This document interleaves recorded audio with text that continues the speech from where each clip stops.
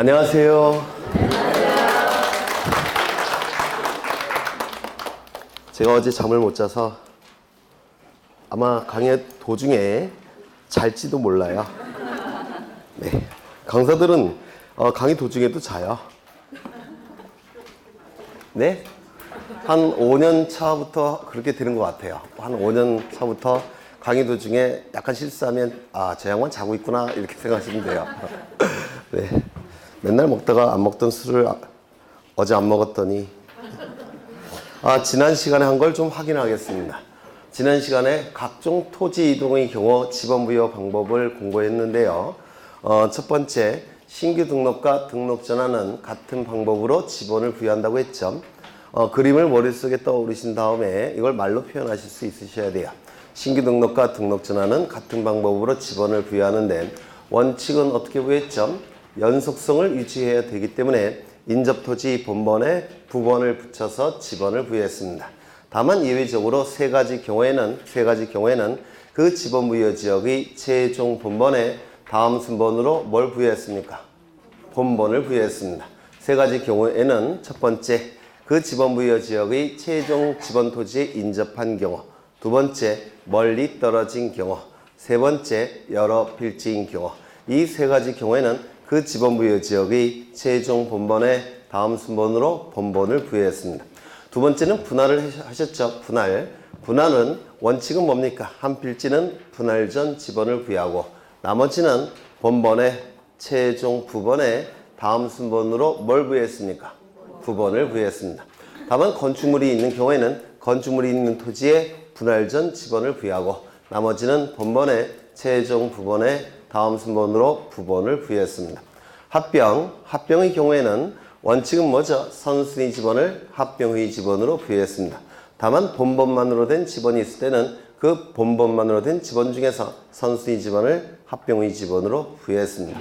마지막에는 이제 지적 확정 측량 실시 지역의 지번 부여 방법을 공부했었는데 했죠? 네, 여기만 아마 했을 거예요. 다른 학원은 안 했는데. 네, 첫 번째 지적 확정 측량 실시 지역의 지번 중에서 첫 번째 뭘 선택했습니까? 본번을 선택했습니다. 그렇죠? 먼저 본번을 선택했습니다. 두 번째, 제외되는 지번이 두 가지가 있었죠.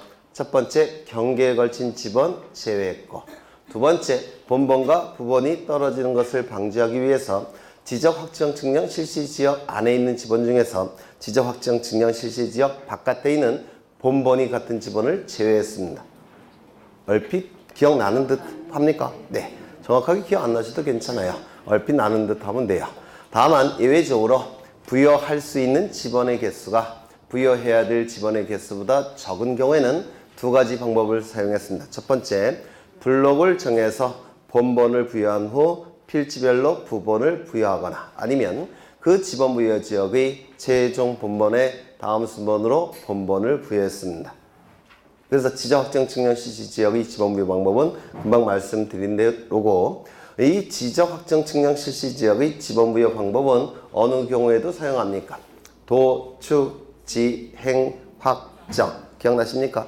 도시개발사업 시행지역, 축적 변경 시행지역, 지번 변경 지역, 행정구역 개편 지역에서는 지적 확정 측량 실시 지역의 지번 부여 방법을 사용한다라고 했습니다.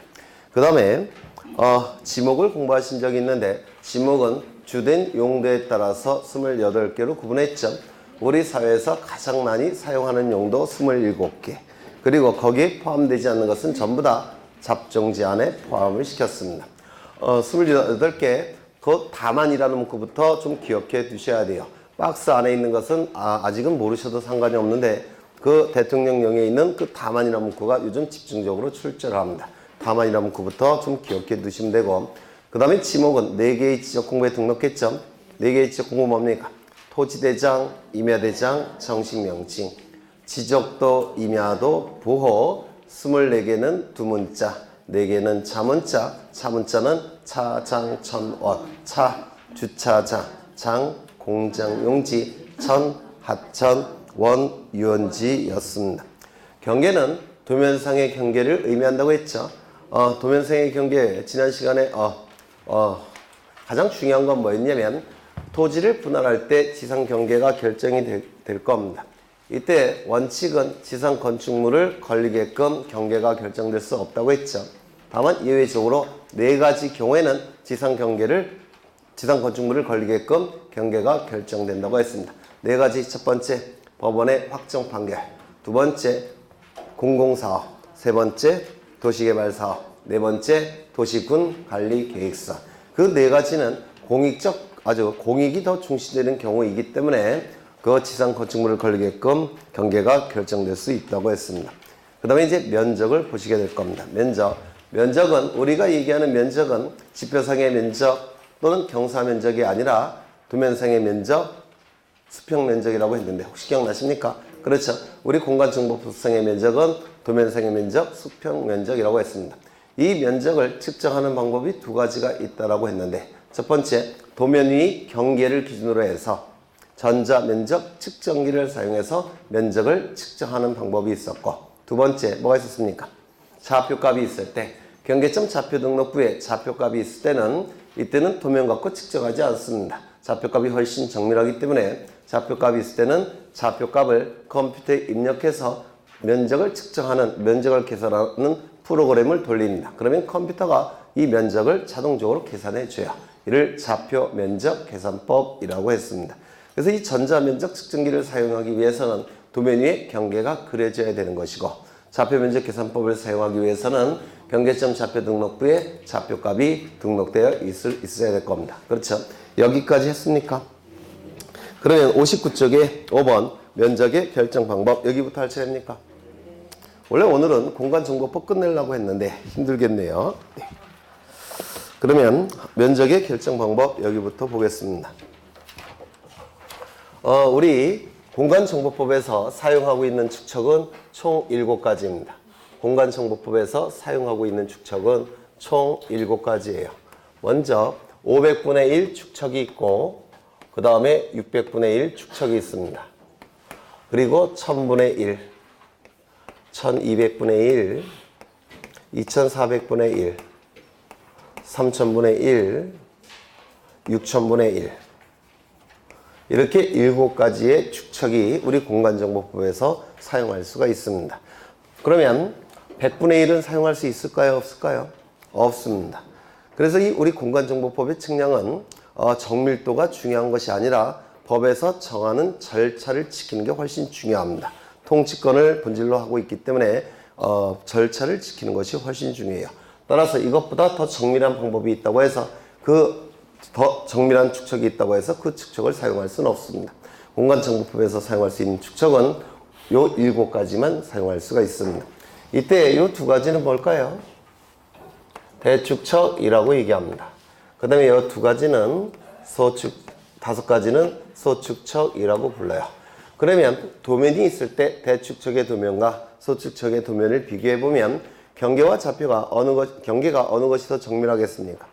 대축척이 훨씬 정밀합니다. 맞습니까? 대축척이 훨씬 정밀하니까 경계도 훨씬 정밀할 겁니다. 그러면 이쪽은 경계가 정밀도가 떨어질 겁니다. 그러면 경계가 정밀하기 때문에 이쪽은 면적이 상세하게 구해집니다. 그리고 이쪽은 면적이 덜 상세하게 구해질 겁니다. 그럼 면적을 상세하게 구한다는 얘기는 소수점 첫째 자리까지 구해서 등록하라는 뜻입니다. 소수점 첫째 자리까지 구해서 지적공부에 등록하라는 뜻이에요. 이쪽은 이쪽보다는 덜 상세하게 등록해야 되니까 1의 자리까지 수집해서 등록하라는 뜻입니다. 그러면 이쪽은 소수점 첫째 자리, 이쪽은 1의 자리까지 수집해서 등록하는데, 그러면 이 수집된 면적을 어떠한 지적공부에 등록하느냐면 2개의 지적공부에 등록합니다. 토지 대장과 임야 대장에만 등록합니다. 다른 데는 등록하지 않아요. 요거 꼭 외워두셔야 합니다. 면적은 토지 대장과 임야 대장에만 등록합니다. 다른 데는 등록하지 않습니다. 그러면 소수점 첫째 자리까지 등록한다는 얘기는 무슨 의미냐면 2345.27이라는 수치가 나왔을 때 여기 2002점